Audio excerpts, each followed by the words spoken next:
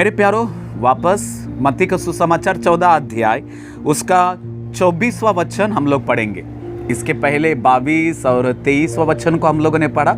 आइए इस समय में एक नज़र हम 24 वचन के ऊपर हम लोग मनन करेंगे। पूरा जो घटना है एक कहानी के जैसा है या एक इंसिडेंट के जैसा है, मगर मैं परमेश्वर के वचन को अलग अलग पढ़ता हूं, क्योंकि जब भी मैं अलग अलग वचन को पढ़ता हूं उसमें से पवित्र आत्मा हमसे बातें करता है। एक बात मैं आप लोगों को बोलना चाहता हूं, थियोलॉजी में अपनी स्ट्रैटेजी है परमेश्वर का वचन को प्रचार करना। थियोलॉजी में अपना एक तरीका है परमेश्वर के वचनों को पढ़ना, उसे पेश करना, मगर आत्मा का अपना तरीका है। परमेश्वर का आत्मा का अपना स्ट्रैटेजी है, अपना सोच है। इसीलिए परमेश्वर हमसे किस तरह बातें करते हैं वो हमें पता नहीं चलता, मगर जब भी मैं आप लोगों को प्रोत्साहन देना चाहता हूं, हर वचन को ऐसा पढ़ना कि परमेश्वर आपसे बातें कर रहा है। हर वचन को हर फुल स्टॉप में, हर कॉमा में ऐसे रुकना कि जहां पे परमेश्वर कह रहा है थोड़ा सा रुको, मैं यहां पे तुमसे बातें करना चाहता हूं, थोड़ा सा रुको, यहाँ पे कुछ है, मैं तुम्हें सिखाना चाहता हूँ। अगर हम परमेश्वर के वचन को उस तरह पढ़ेंगे, मैं मानता हूँ, मैं विश्वास करता हूँ, परमेश्वर हमसे हर रोज बातें करेगा और उसी वचनों में से ही अलग अलग रीति से परमेश्वर हमसे मुलाकात करेगा। तो इसीलिए 24वां वचन को पढ़ेंगे। आइए, उस समय नाव झील के बीच लहरों से डगमगा रही थी, क्योंकि हवा सामने की थी। हिंदी बाइबल में ऐसा बोला गया है, जिस नाव में चेले थे यीशु मसीह ने उन्हें विवश किया, मजबूर के आगे जाने के लिए। वो नाव में बैठे और किनारे से थोड़ा सा बीच में चले गए। पहली बात याद रख लेना, यीशु मसीह चेलों को उस नाव में बैठाकर खुद यीशु मसीह मजबूर कर रहे हैं बीच में जाने के लिए, यानी किनारे को छोड़ने के लिए। Praise the Lord. परमेश्वर का यह मर्जी है कि आपका जिंदगी का नाव, आपका आत्मिकता का नाव, आपका प्रार्थना जीवन का नाव, आपका विश्वास का नाव, आपका अभिषेक का नाव, आपका आत्मिक जीवन का नाव, आपका आत्मिक जीवन का परिवार किनारे में न रहे, कि वो बीच में चले जाए। जी हाँ, हम जानते हैं कि लूका का सुसमाचार उसका 5वां अध्याय में भी वहां पे यीशु मसीह पतरस को कहते हैं कि थोड़ा सा अंदर नाव को लेकर जाओ, क्योंकि जो मछलियां हैं वहीं पे मिलेंगे भैया, किनारे में तो नहीं मिलेगा। जी हाँ, प्रभु की ये मर्जी है कि आप और मैं किनारे में ना रहें, क्योंकि किनारे में कुछ रहा ही नहीं, किनारे में अच्छी मछलियां मिलते नहीं। मेरे सामने इस समय में बड़ा समुंदर है, मेरे पिछले वीडियो में भी आपने मेरे पीछे वीडियो को देखा रहेगा। हम कई बार उस किनारे में जाते हैं, किनारे में महंगा और अच्छा वाला, कीमती वाला मछलियां जो है वो मिलते नहीं है, गहराई में मिलती है, और गहराई में ही बहुत ही अद्भुत रीति का नजारा भी रहता है। परमेश्वर का वचन कहता है कि आप किनारे को छोड़ दो, क्योंकि जब तक आपका नाव बीच में नहीं रहेगा आप परिपक्व नहीं होएंगे। Hallelujah, praise the lord. आपका आत्मिक जीवन, मेरा आत्मिक जीवन, हमारा विश्वास का जीवन का नैया, हमारा प्रार्थना जीवन का नैया, हमारा आत्मिकता का नैया, हमारा वचन को पढ़ने का जो नैया है, जो नाव है, वो किनारे पे नहीं रहना है, वो बीच में चले जाना है। We have to go inside, in the middle of the sea, in the middle of the river, in the middle of the ocean, in the middle of the water, not on the corners.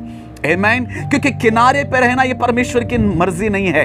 अंदर जाने का मतलब क्या है? पानी के बीच में जाने का मतलब क्या है? कि हम वचन के परिपक्वता में बढ़ रहे हैं, हम विश्वास के परिपक्वता में बढ़ रहे हैं, हम आत्मिक जीवन के परिपक्वता में बढ़ रहे हैं, हम आराधना के परिपक्वता में बढ़ रहे हैं।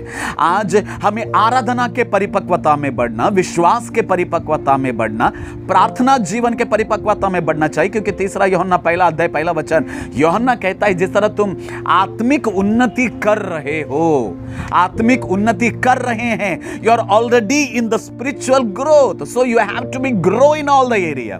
जी हाँ, हमारी नैया को थोड़ा सा बीच में लेकर चले। यहां पे वचन कहता है कि उस समय नाव झील के बीच वो चला गया, वहां पे लहरों से डगमगा रहा था। पहली बात, नाव जो है बीच में चला गया, परिपक्वता होना जरूरी है। दूसरी बात, उस नाव को बीच में जाने के बाद में वहां पे लहरें आने लगी। हालेलुया। जब नाव बीच में चला गया, वचन कहता है कि वे लहरों से डगमगा रही थी और हवा जो है सामने से आ रहा था। याद रख लेना, मैंने पहले ही बताया है कि यीशु मसीह चेलों को नाव में बैठाकर विवश कर रहे हैं, मजबूर कर रहे हैं। इसका मतलब है चेले लोग नाव में बीच में अकेला जाना ये परमेश्वर की मर्जी, और दूसरा उस नाव में हवा आ रहा है, लहर आ रहा है और सामने से आ रहा है। आमीन। मेरे प्यारो, हमारे नाव में जब सामने से हवा आता है, चिंता मत करना कि प्रभु वहां पे है उस हवा को रोकने के लिए। क्या बोलने के लिए मैं कोशिश कर रहा हूं, जिंदगी में दो तरीके के तकलीफ आते हैं, दो तरीके के मुसीबत आते हैं, दो तरीके के परेशानी आती है, दो तरीके के बंधनों में लोग या विश्वासी रहते हैं। पहला, खुद की गलती की वजह से तकलीफ आना। दूसरा, हम परिपक्वता में आगे बढ़े उसीलिए तकलीफ आना। जी हाँ, खुद की अविधेयता की वजह से मुसीबतों में फंसना। दूसरा, परमेश्वर हमें कुछ सिखाना चाहता है, इसीलिए हम उस एक खाई में होकर गुजर रहे हैं। कई बार वचन ये कहता है कि सामने से उस नाव को हवा लग रहा था, क्योंकि खुद यीशु मसीह उन्हें विवश किया, उन्हें मजबूर किया, तुम आगे बढ़ो। हो सकता है कि आगे से तूफान आएगा, मगर तुम परिपक्व बनोगे, तुम विश्वास में बढ़ोगे। अलग बात है कि वहां पे चेले लोग जो है अल्पविश्वासी थे, मगर आज इस वचन के जरिए प्रभु हमसे बातें करना चाहता है कि परमेश्वर चाहते हैं कि नाव को जब सामने से हवा लगेगा कि आप परिपक्व हो जाओगे। आज कई लोग चमत्कार को लेने के बाद में परमेश्वर को नमस्कार कर कर चले जाने वाले लोग बहुत हैं, मगर आज इन आखिरी दिनों में परमेश्वर का ऐसे लोग पसंद नहीं है।